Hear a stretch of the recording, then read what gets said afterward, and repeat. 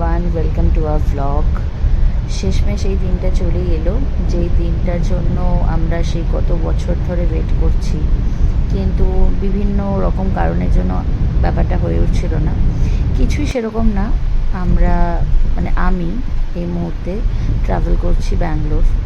আমি আগেও ব্যাঙ্গালোরে ছিলাম, বাট বিয়ে এবং বিভিন্ন কারণের জন্য আমি বাড়িতে এসেছিলাম লাস্ট প্রায় 2.5 বছর। But now it's time to move back.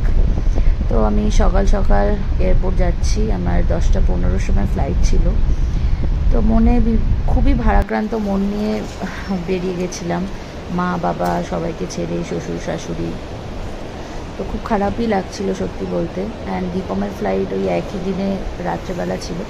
তো গিয়েই একটা বিরাট ব্যাগেজ কাউন্টারের লাইনে দাঁড়াই, এবং তারপরে ওয়েব চেকিং করে, সিকিউরিটি চেক করে শেষমেশ আমার গেট নাম্বার ছিল সেখানে গিয়ে বসি।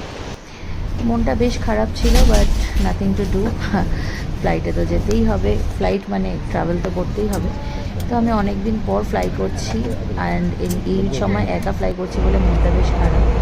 কর্পোরেট মিল অ্যাডেড ছিল, তো ওখানে খুব ফালতু একটা খাবার দিয়েছিল, মানে খুবই বাজে কিছু, কর্ন চিপস, একটা বেকার কিউকাম্বার সাপ, এসব। আর দেখো আমি কার সাথে ট্রাভেল করছি। ঠিক আমার সেম রোতে বসে আছে Mir, one of my favourite person.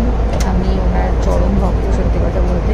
ছোটোবেলা থেকে মিরাকেল দেখা এবং রেডিও শোনা, সব কিছু মিলে দুর্দান্ত একটা এক্সপিরিয়েন্স। তো যাই হোক, প্লেনে বসে করার কিছু ছিল না, তো উইন্ডো থেকে দেখছিলাম, কেউ খুব দেখাচ্ছিল।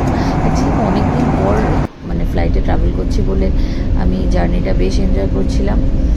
আর সবথেকে বড় কথা, আমার কান ধরেনি এবার, এই প্রথম। মানে আমি দেখছিলাম এত উপর থেকে, যখন আমরা পৃথিবীটাকে দেখছি কত ছোট ছোট লাগছে। তো যাই হোক, আমি ল্যান্ড করলাম, ল্যান্ড করে খুব ভালো লাগছে। এত বছর পর আবার আমি ব্যাক করছি ব্যাঙ্গালোরে। এই সিটার মধ্যে প্রচুর পজিটিভিটি আছে, মানে আমি অ্যাটলিস্ট পাই। হয়তো কাজ করার জন্য থাকবো, বাট এই শহর আমাকে অনেক কিছু দিয়েছে। আমি মিথ্যা বলবো না, কলকাতা যেমন আমার বাড়ির শহর, সবাই কাছের মানুষ থাকে, বাট আমি জীবনে আজকে যে জায়গায় দাঁড়িয়ে আছি তার জন্য ব্যাঙ্গালোর এসেই আমি আমার কেরিয়ার স্টার্ট করেছিলাম। অনেক বছর পর আবার এলাম। আশা করছি ভালোভাবেই সব কিছু হবে, থাকবো, কাজ করবো। এয়ারপোর্ট থেকে প্রায় 1.5 ঘন্টা ট্রাভেল করে আমি ফাইনালি, আমাকে অফিস থেকে যে অ্যাকোমোডেশন দেওয়া হয়েছিল সেই মানে হোটেলে এসে পৌঁছাই। এবং এয়ারপোর্ট থেকে একটা সাবওয়ে ছিল, ওখান থেকে আমি একটা সাব ক্যারি করছিলাম। হাই এভরিওয়ান, যেমনটা তোমাদের দেখালাম, আমি তো ব্যাঙ্গালোর চলে এসেছি। আর এখানে এসে আমি এখন হোটেলে রয়েছি।